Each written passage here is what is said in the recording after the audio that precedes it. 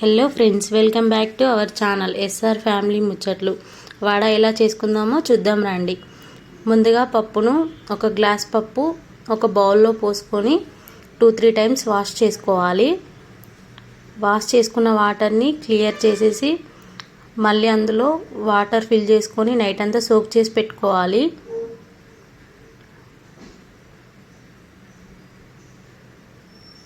Night అంతా soak అయిన పప్పుని మిక్సీ జార్లోకి తీసుకొని మనకి వడ వచ్చే కన్సిస్టెన్సీలో గ్రైండ్ చేసుకోవాలి. తగినంత ఉప్పు, పచ్చిమిర్చి, ఆనియన్ వేసుకోవచ్చు. మేము ఆనియన్స్, పచ్చిమిర్చి వేయలేదు.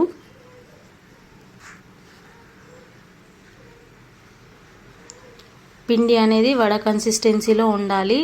మెత్తగా ఉంటే వడ అనేది రాదు. కొంచెం బరకగా గట్టిగా ఉంటేనే వడ అనేది వస్తుంది. ఎలా ఉండాలో చూపిస్తారండి. ఈ కన్సిస్టెన్సీలో ఉంటేనే వడ వస్తుంది.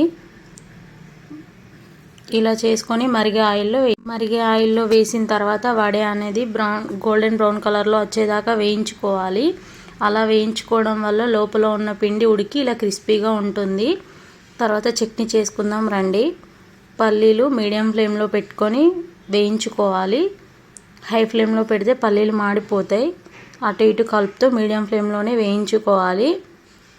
పల్లీలు దోరగా వేగిన తర్వాత పచ్చిమిర్చి వేయించుకోవాలి. తగినన్ని పచ్చిమిర్చి, అలాగే కొంచెం ఆయిల్ వేసి మంట మీడియం ఫ్లేమ్లో పెడుతూ అటు ఇటు కలుపుతూ వేయించుకోవాలి. అలాగే ఇందులో కొత్తిమీర, కరివేపాకు, ఇంకేమైనా ఇంగ్రీడియంట్స్ వేసుకోవచ్చు.